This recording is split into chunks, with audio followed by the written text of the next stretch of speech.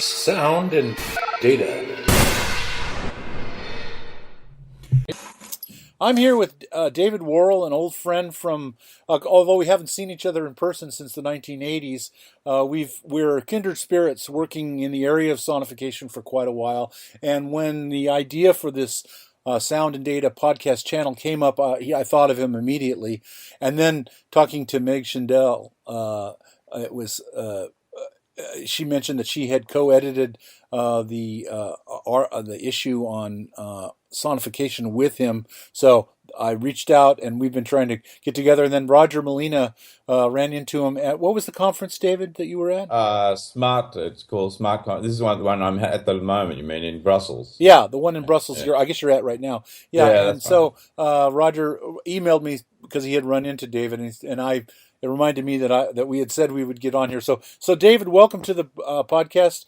And what we're going to do here is just talk about whatever the area of sonification you're most currently working in, and your thoughts around the general concept of sonification. So, well, it's great to not see you again. So. Yeah.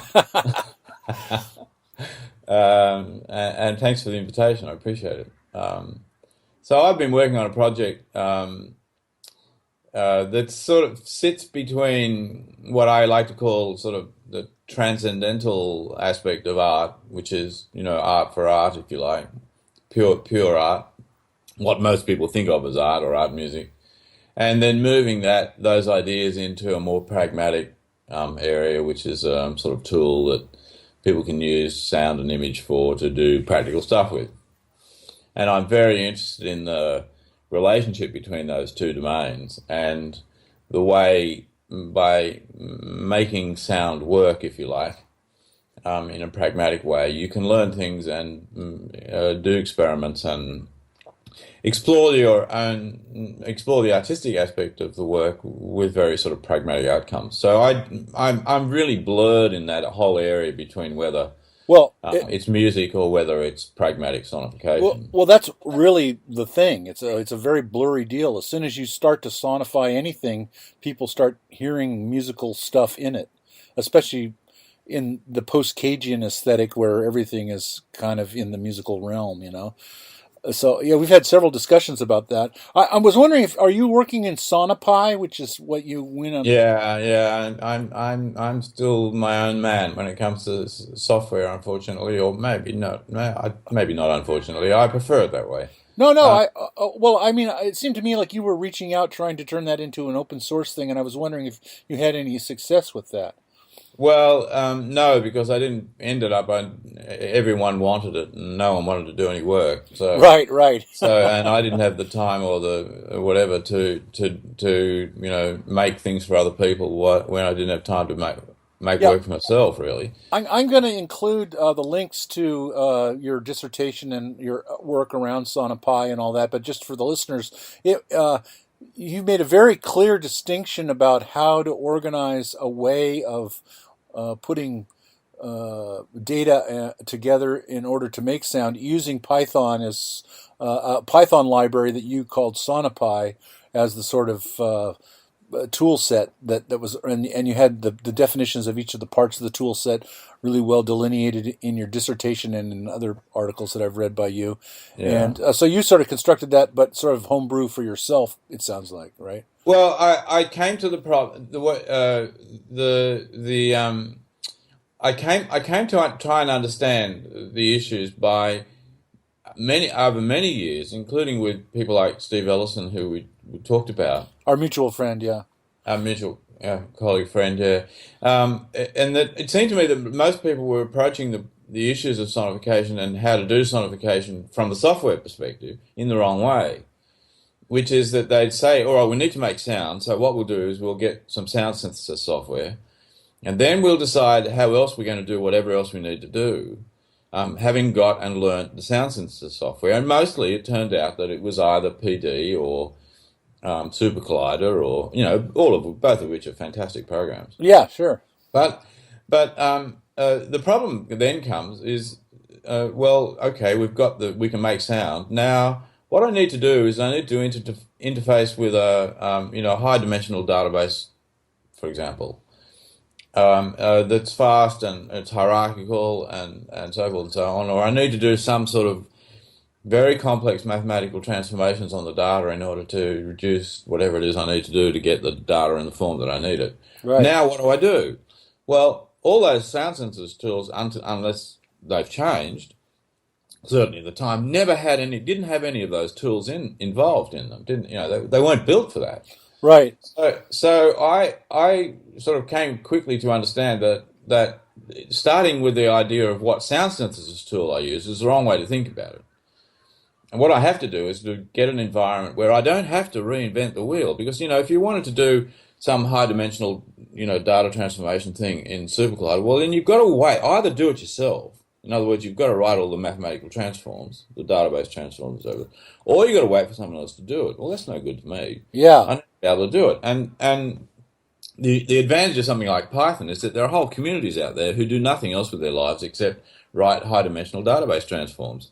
So if I could find a way of including sound in an environment which had all those tools available to me, then I was cooking with gas, if you like to say. Yeah. Right. So And so that's why I went that way. So SoniPy really isn't it's a way of thinking about the problem more than a yeah, sort yeah. of, That's clear when you read the literature that you're just sort of laying out a roadmap essentially yeah, of how to work and advocating for using Python as the tool. yeah, I did quite a bit in that area as well, just like in parallel with you, since it was sort of. I mean, if you start working in the field, it's like what seems apparently the best thing to do. It's either yeah, that or R or something like that. yeah, But yeah, but yeah. Well, anyway, I'm curious about. Well, I've got kind of a down in the weeds kind of question that maybe not all the listeners will know about, but I'm just curious. What version of Python are you using? Like 2.7? yep, Uh-huh. Yeah. Okay. See, yeah, I got so flummoxed when Python 3 came out. Anyway, yeah, I don't want to go on yeah. and on about that. Yeah, I can be more specific about it than that. Yeah, no, let's do that Like, you want the offline. That's you want not, the I detail? just I had to ask.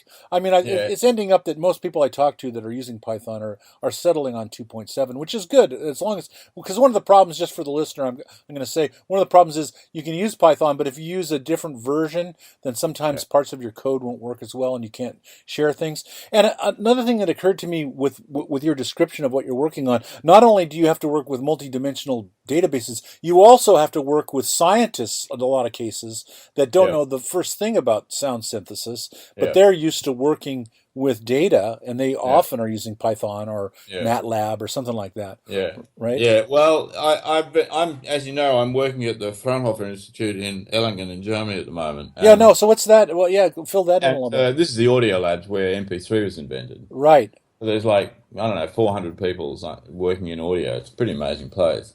But I recently taught a course in Python there.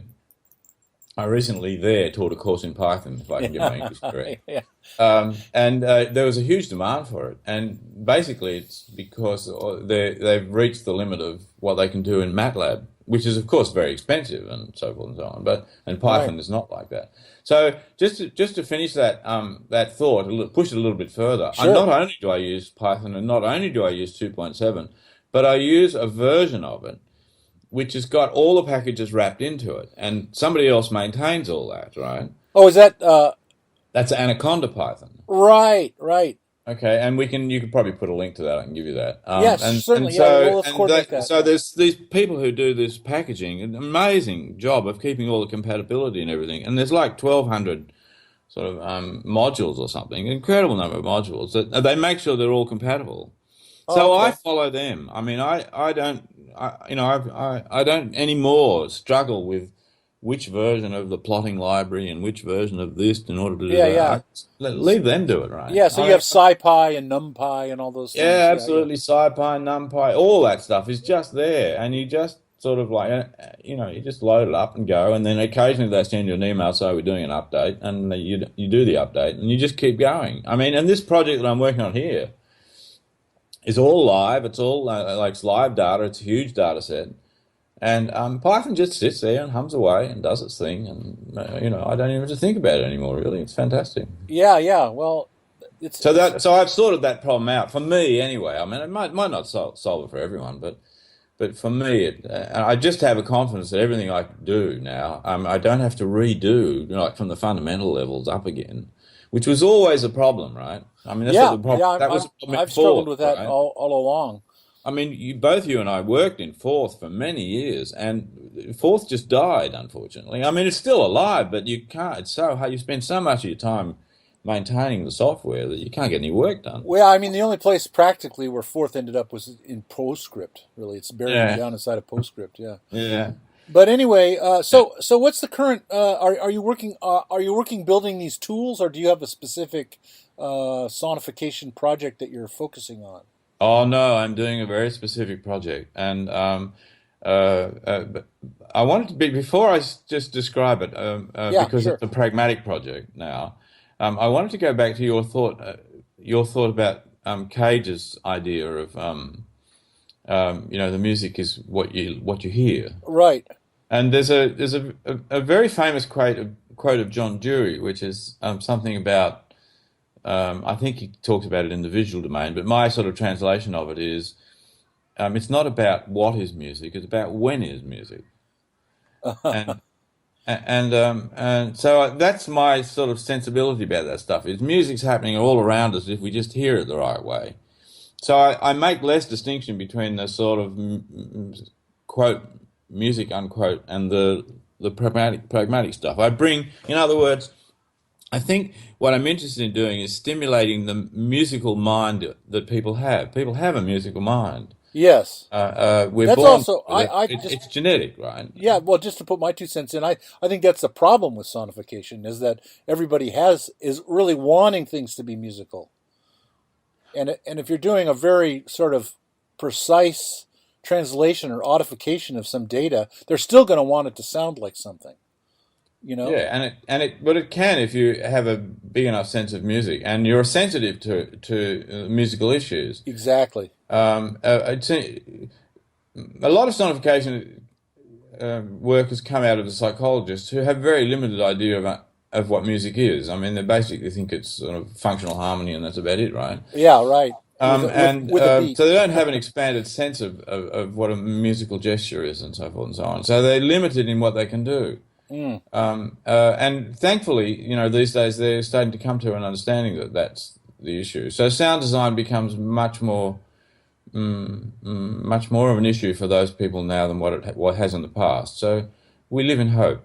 Yeah, well, Um, this is the interesting domain that we're in now because I mean there is a sort of a taxonomy of what's going on, but because of this very blurriness that you're talking about, that and Roger Molina and Andrew Blanton and I have had extensive conversations about this, and we're calling it a fuzzy taxonomy because the boundaries between each one of the sorts of definitions is so blurred by perception. yeah, well, yeah, and perception itself is, it's a created thing, right? So, I mean, it's got some physiology behind it, of course, but we haven't got time to talk about that now, but there is a whole new stuff about going on in terms of the psychology and so forth of perception. So the project, let me go back. So Yeah, yeah. Let's go to the we next can song. wander Yeah. all day, right? What's But that? we could wander aimlessly or Yeah, all of day. course. I mean, we're both very interested in this topic, and it's great to Yeah, pick your. yeah. But Yeah, let but we me want talk to keep about the this down to project the I'm doing. 15 or 20 minute mark. So why don't we, move on to the next? Is it Netson? Is that the Yeah, project? NetSon is which is just a contraction of network sonification. Right. So I was approached to do a project at the Fraunhofer Institute, which is a very large research institute. It's the largest research institute I think in Germany outside the Max Planck Institute, which is Max Planck is more fundamental research and Fraunhofer is applied research. So they're very much into the patents and the they work with the car industry and so forth and so Yeah, on. But, exactly. Yeah. and they of course MP3 and all the encoding stuff still happens. They make a healthy profit out of that still, all that stuff. So they're interested in pragmatic applications, and the director has a particular interest in art and technology, and he asked me if I was interested in a project, and I've been thinking about doing the sonifying computer networks for a while because the papers on it in the past and the work on it in the past is pretty old. In fact, I think Chris Chafe did a paper on it. Yes. Yeah. in which you use ping. Which is like trying to work out the load on the network by sending a message out and waiting for how long it came back. And if you think about that today, that's old technology, because it was possible really to get some understanding of the network from that. But there's so much more data flowing through a network these days Right. that And the so many first more difficulty, switches and routers and everything. Yeah. yeah, all that, and of course it's not happening through wires very much anymore. Not always, anyway. Your devices are moving around through Wi-Fi and so forth. So the whole concept of the network has become more virtual. But there's huge amounts of data flowing through it. So I thought this would be an interesting project, so I proposed that, and he blindly sort of signed the check, I think, and not realizing sometimes ignorance is bliss, I think. I know it And is. so I started working with the IT department, and I won't go into the details of just so that your listeners can sort of get a sense that we're dealing with two issues outside of making sound, which are fundamental to a project like this. And this tends to be often the case, I think, with projects in sonification when you're using large data sets, is that the issues around it are not just the issues of making sound, they're the issues of how to handle the data and all that. Certainly. Yeah. So trying to monitor the flow of data on a network in such a way that you don't interfere with the flow is the first problem. And the second problem is that I've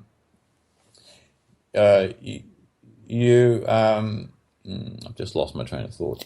Well, Um, with so much data, you it's have a to represent security big. issue. It's a security issue, Oh, security. Oh, right? So we're talking about big data, and we're talking about anything that we do to expose the structure of the network to the outside world is going to create a potential security threat.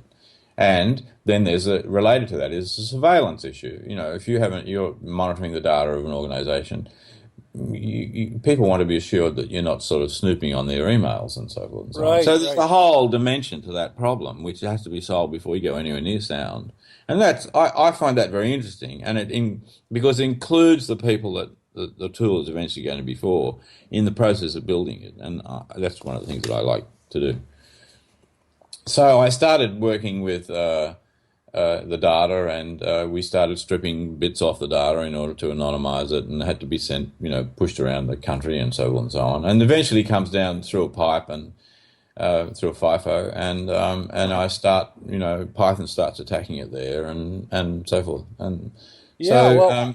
and So that's all real time now, and so it runs. There's I think it's about a 1.5 to 2 second delay between when it comes off the network switch to coming into sound, and that's happening, and there is a version of that. We can put some links on that's being now streamed to the web. oh, great. Yeah. Oh, I So definitely want to check that out. it comes in two versions. One is a version where the IT people are using it, which everything is explicit and clear, and they know what they are, and they're using it to diagnose network problems and stuff like that, which in So do itself is very network problems? interesting. I have a question. Do the network problems have distinctive sounds that are identifiable? Well, a couple of them do. Cool. Very obvious ones, like if you've got data flowing through the network in which both the send and the receive address is unidentified, something's going on Yeah. that you don't want to you want to know about it. So there's those sorts of things, but mostly it's about they learn the system. They learn because it's dynamically configurable Right.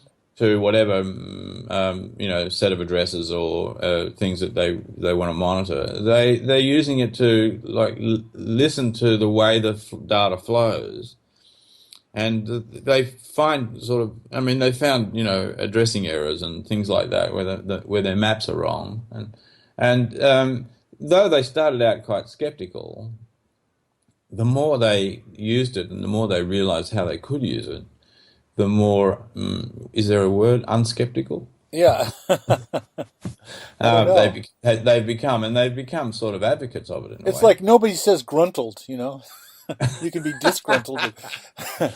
Yeah. Well, so just to get back, so I'm curious about this thing because there's this thing in cognitive music perception where they Mm, say you can only really perceive a trained musician can only perceive 6 polyphonic streams, right? Mm, mm, That's a standard saw. mm, But I've been working in the same area of having like these clouds of sound that are changing, and it's sort of like you're listening to a factory or you're listening to an environment, and the mm, changes in the environment. So the mm, soundscape, it's kind of more in the R. Murray Schafer area of listening mm, as opposed to mm. a musical sort of listening. Are you dealing with that sort of those sorts of issues with this? Absolutely, Yeah. absolutely. I think of it as composing a sound field. Uh huh. A- And my metaphor is like a lagoon. So I have lots and lots of things going on, 20 odd different sonifications happening simultaneously, things that I'm sonifying. Yeah. And the first thing is to design the sound in such a way that you can selectively listen. In other words, that there is a certain subtlety required in making a sonification mapping such that things don't sort of force themselves on you. I think of it as a bit like it's a bit like an extension of Sathi's furniture music, Right. in that you can push it into the background if you need to, and then it's sitting there, and as long as you can identify what it is, you just put your attention there, and it's your attention that does the work. Otherwise, it sits there and it just hums away and doesn't, is inoffensive. Of course, it has to be like that if you're going to use it as a monitoring tool continuously, because Right. Right. otherwise you drive people crazy. Well, that's another aspect of the difference between visualization. You can look away from a visualization. You can't like listen away unless it is a sound field that's in general sort of pleasing or at least not irritating. You know? Well, that's one of the dimensions of it, but there's a way Yeah. of doing it. I mean, I think that's not necessarily a completely black art. Yeah. In other Sure. words, there are certain characteristics of certain types of sounds which allow you to do that. And the overuse of pitch structure, for example, is just, it just drives people, it just drives a cognitive load up, if I can put it like that. Yeah. No, that is a So good way to put it. it pulls very quickly. Yeah. Um, so the so there's that whole aspect of the design of it. But one of the things that I think from talking to Roger, you guys are also interested and involved in this sort of 7 ± 2 thing, Yes. which, how do you have more than seven objects and be able to listen to them? Is, well, we do have, at least two sense faculties, which are, we're able to use in this, and that is we can use vision. Well, And, you know and, what? and we can use hearing. And if we use them sensibly together, Right. like we do in a musical score, for Hmm. example, then we can have many, many things going on. And as long as we can use the score to identify what they are when we need to identify them, then we take the cognitive load, if I can use this term again, off the hearing system, in Right. terms of identification, of trying to remember what the hell was that sound, because Right, you, right. Well, and our work. I mean, early on when I really like made this the focus of what I was working on about maybe a year ago or so, we decided to really talk about it in terms of multimodal representation, where yeah, sonification was integrated with the visual. And if you look back over the history of sonification, almost every example, except for the ones that are specifically for blind users, mm. has a visual component as part of the user interface, at least Well, it for that makes kind of sense, doesn't it? focusing and for Yeah. all that stuff. You got to have some kind of way of understanding what you're listening to in a visual sense in order for it to make a full sort of sound object.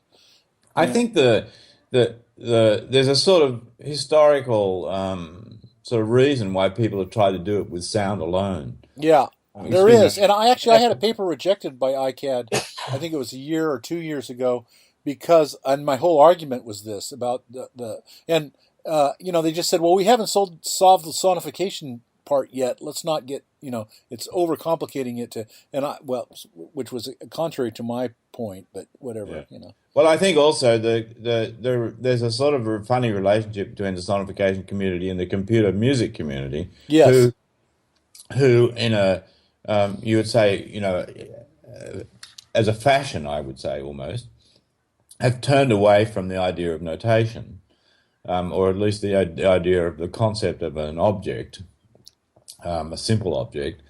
In other words, a sort of notatable score Some sort to of sort of score, yeah. transformational, process-oriented sound sound generation, the sort of stochastic stuff. And so there's a sort of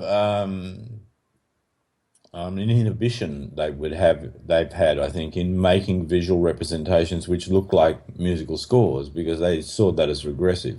Yeah, yeah, Well, I've never really been yeah. There's a lot of cultural. concerned There's by that. Yeah, there's yeah, a lot of cultural back and forth on this whole thing that is very interesting because, yeah. well, anyway, there's David. I think we've hit the amount of time that we should run on this. We've only But just started. clearly, I have to call you back, and we have the Worrell interview part 2 coming up, where we maybe I do have an agenda that time instead of just like freewheeling like we did this time.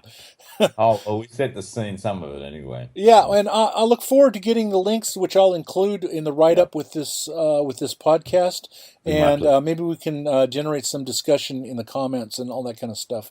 I think it's just completely fascinating, and I really appreciate your time. So, David Worrell from the Fraunhofer Institute actually you're in Brussels now, right? At Yeah, I'm in Brussels now. the Yeah, and I'm Smart about to get back Conference. to Australia, actually. I've got another month at Fraunhofer, and then I'm back to Australia. Oh, you are okay. Well, I'm going to sign off at this point, but let's Yeah, stay online for just a minute and okay. wrap up. Okay, Nice bye. to talk. Yeah, same here.